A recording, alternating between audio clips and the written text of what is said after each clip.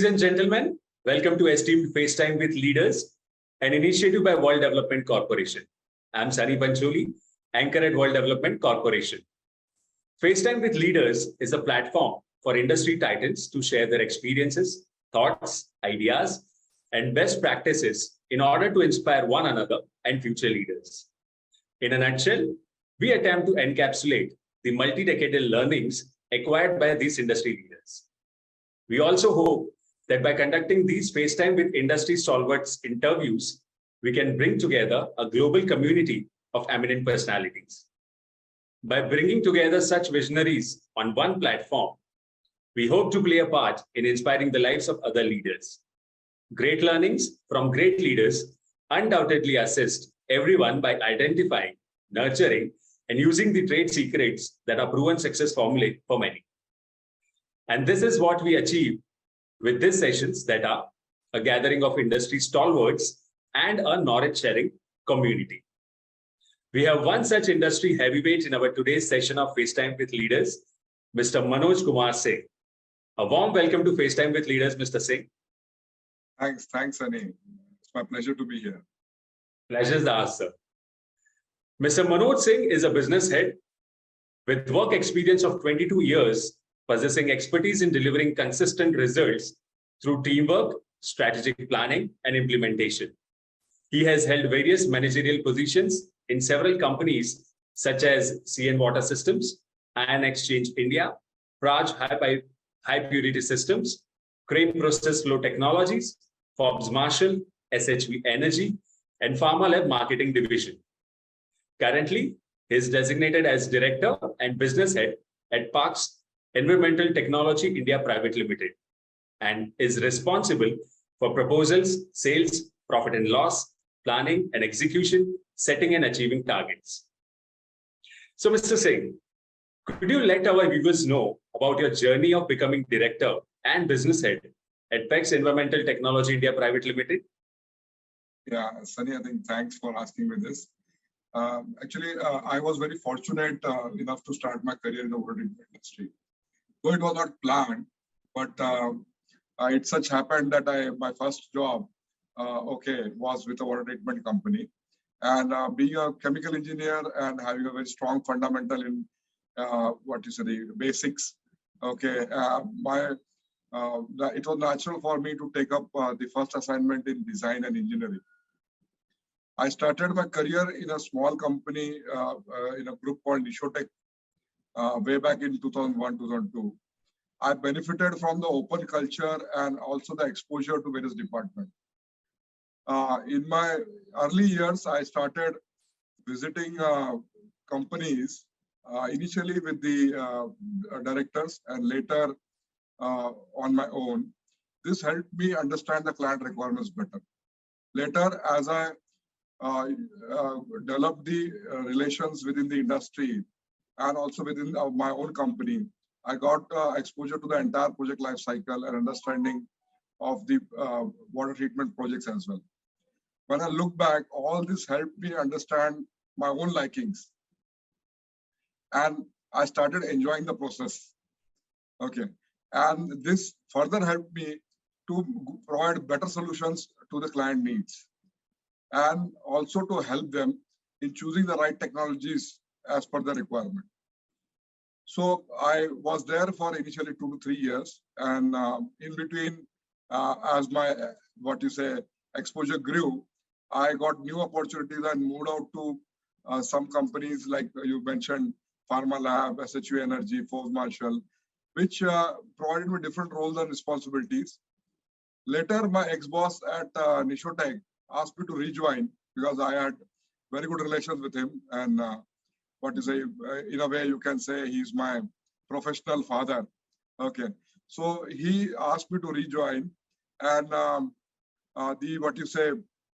he had started a new joint venture called Crisp Nishotech, where I was given the freedom to set up proposal and sales department.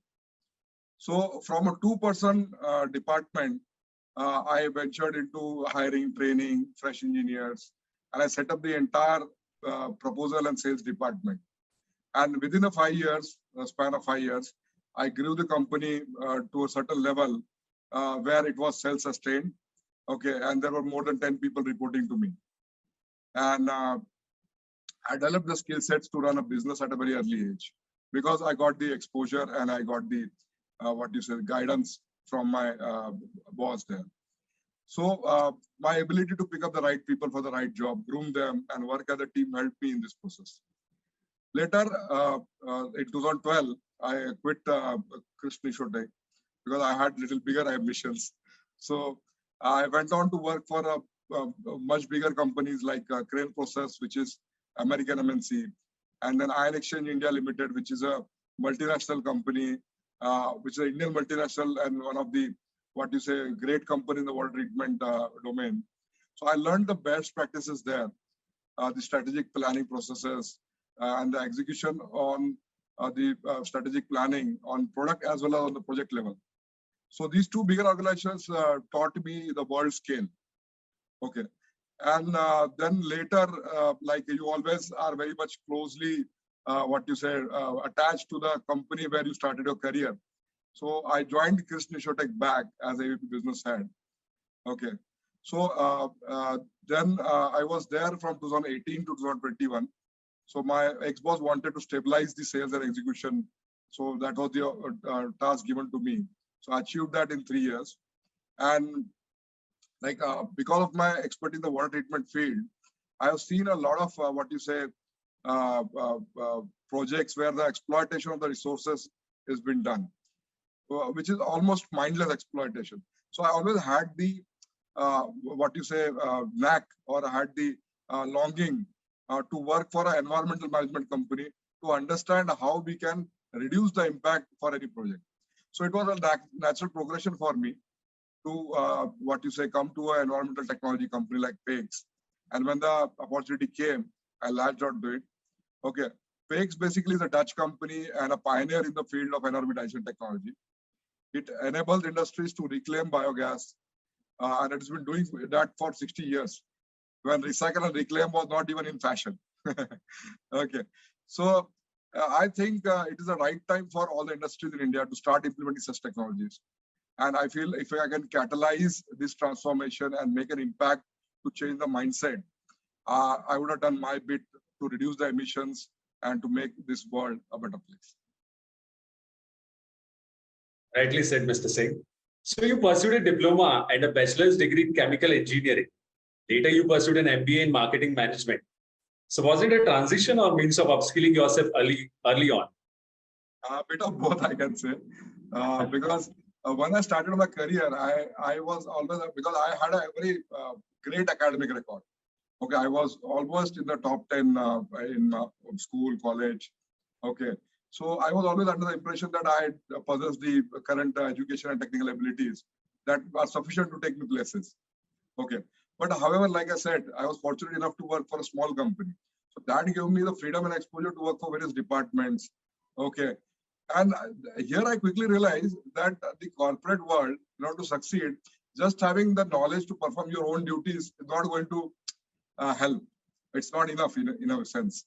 Okay, so you need to have a broader understanding and how various functions in the organization work, what are their roles and responsibilities, how does strategic planning and execution take place at an organizational level. Okay, so that drew me towards MBA.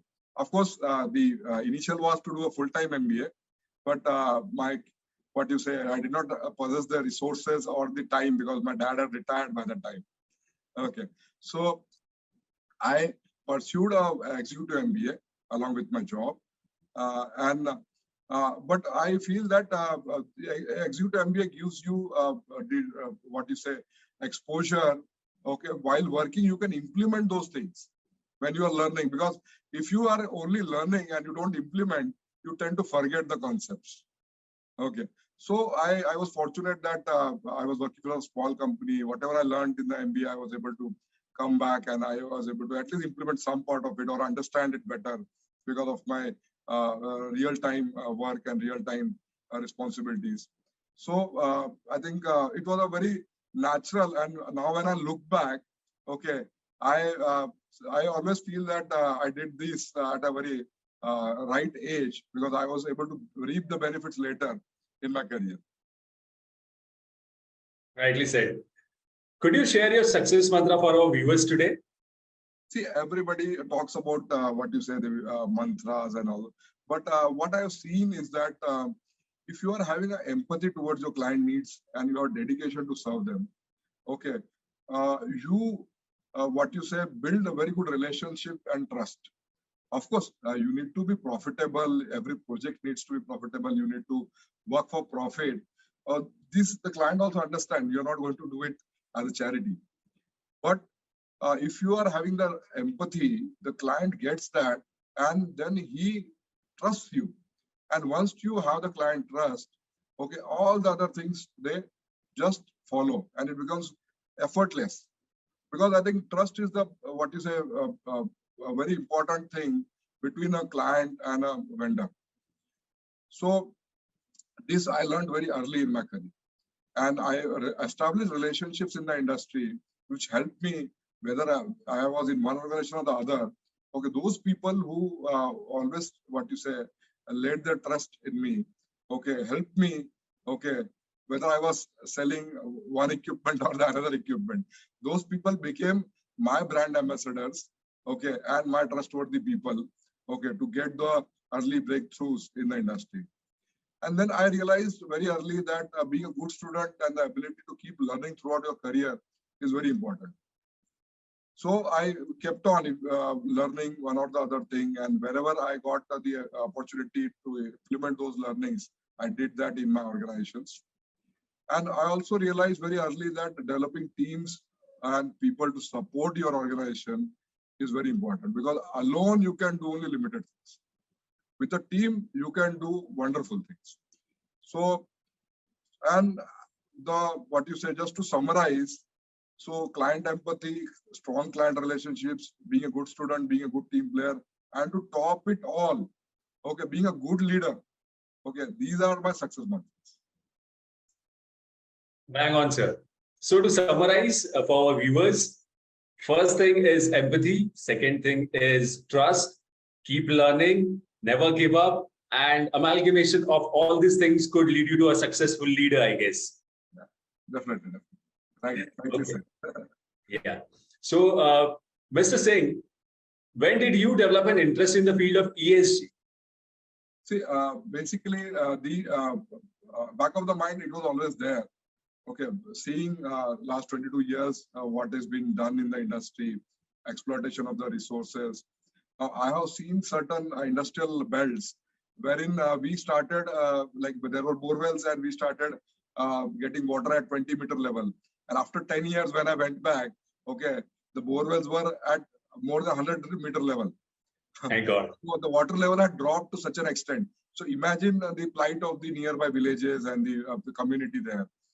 So, but these could have been avoided by proper planning, okay. And my chemical engineering education and the curiosity, okay, was always there to how I can contribute. So I started getting involved in the water conservation efforts at the local level, okay, in my community. We did some projects for rainwater harvesting, and also I helped some of the industry bodies to understand what is the impact that they are going to have for the future projects. So I made some presentations and representations. Okay, so all these efforts give me understanding that a lot of things can be done at a personal level. And these later developed the interest in the ESG field. Okay. Have you ever felt a need for better ESG integration in your field? See, with my 22 years experience, I can say that we can have a better integration. And the businesses can be responsible. The current approach of the Indian industry is more focused on the compliance, as the goal of every project is to make it feasible. Okay. So, of course, as a developing country, we have limited resources. But what I've seen working in the water treatment industry, in the last 10 years, the technology has made rapid progress. And now the industries have, with a little spending, they have technologies which can lower their footprint, the carbon footprint. And not only in terms of water, but also in terms of the other resources, they can be implemented at a lower carbon footprint than what it used to be done 15, 20 years back. So if we approach every project with that conscience that we have limited resources and the environment is on loan to us from the future generations, it's not for us. Okay, we would definitely be in a better position to take much, conservative approach, and we can make sure that we don't deplete the resources to a level where our future generations will hold us responsible. And with our current government focus on green and renewable energy, the impetus is on the private sector, because the government is doing its own bit. Now, whether the question is whether the private sector is putting the horse before the cart. Okay. So what I feel is that if the private sector does the right decisions and makes the right vision and starts implementing in the small way, they will learn over the period, and within a span of 20, 30 years, every organization can achieve carbon neutrality, which is the talk of the current ESG practices, and which is at the heart of current ESG practices. So as a country, if you have to achieve the carbon neutrality goal by 2070, let us target it to achieve by 2050. Okay, and it is doable with all the resources that we have at hand, with all the technologies that we have at hand. We can easily implement and we can easily achieve this. This is my view on the subject. Right. So as you said, technology is changing and it could help, achieve more sustainable environment and everything around it. This brings us to our next question. What technological changes have you seen in your field? And can you state your foresights on the upcoming technology trends, namely IoT, AI, ML, blockchain, Web 3.0, etc.? Yeah, so these are basically all very big subjects and topics by themselves. But I think after having studied some of these, technologies, I think data is at the core of all these technologies. Absolutely. Coming from a background of process industries where adoption and implementation of these upcoming technologies are very key to survival of these industries, I feel B2C industries which are going to be forced for early adoption, because these technologies are key to their survival. But there are also some B2B companies where they may not face immediate extinction due to the implementation of this or due to competition, but they have to sit up and take notice now. In the next 5 to 10 years, if they adopt and they are one of the early adopters, they will be able to make a lot of savings, and they will improve their sustainability and become more competitive in the long term. But at the same time, we see a lot of economic discrepancies in the country. Similarly, there are companies who are very low on the technology. I've seen some of the companies who are doing well have not even deployed online metering and monitoring for their resources and utilities. So they are still dependent on the manual measurement and manual logging of the data. So such companies should start investing in modernizing their systems and processes. Only then we can talk about the implementation of ESG reports. Okay, because if they don't have data, how do they really set targets for the coming years? Okay, so I think we should target to be becoming more modern at each and every companies who are profitable, companies who have, they should demarcate certain amount or certain portion of their profits in upgrading their systems and processes. That is the key. All this technology will come later when they have data. If there is no data, you cannot implement any of these technologies. Yeah. Rightly said, sir. So, Mr. Manoj, as an ESG certified corporate governance expert, what values do you offer the corporate world? Yeah. So strong business fundamentals, then hands-on approach to industry problems, and of course the strong business ethics, concern for society and community well-being. So these are some of the values that I bring. Apart from my water treatment background and apart from the understanding of the compliances, pollution control board norms, and understanding of the implementation, practical implementation to achieve this for a particular organization. All right. Very insightful. So we are building FaceTime with Leaders community for cross-pollination of knowledge and a community of independent directors for having a better corporate governance in the country. What are your thoughts about these initiatives taken by Mr. Zishan Pathan, Mr. Heval Mehta, and the whole team of World Development Corporation? I think the Directors Institute is doing a fabulous job bringing together like-minded people and developing a community of motivated and knowledgeable independent directors. I think they want to create a difference in this world by making this world a better place to live, not only for our current generation, but also for our future generations.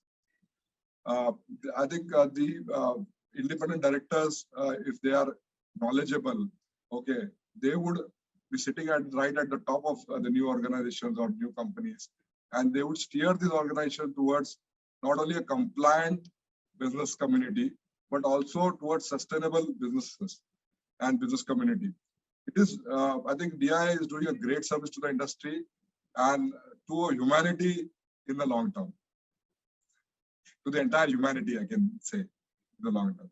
Because you are grooming the top strata or the top business community, okay, which have in their hands the reins of the entire Indian, what you say, industrial and the economic diaspora in the long term.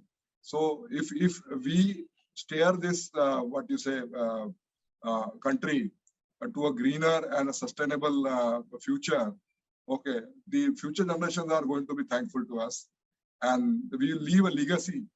So I think hats off to the Directors Institute, and I would request them to keep doing the good work. Thank you so much. Thanks for all the compliments, and we really look forward to developing such a community of evolved leaders. And so that was fantastic conversing with you, and I'm confident that your insights will inspire the future leaders, Mr. Singh. Thank you for joining us today, and we wish you the best for your future endeavors. Yeah, the pleasure is entirely mine, Sunny. Okay, thanks for having me. Okay, welcome. Thank you. Good day.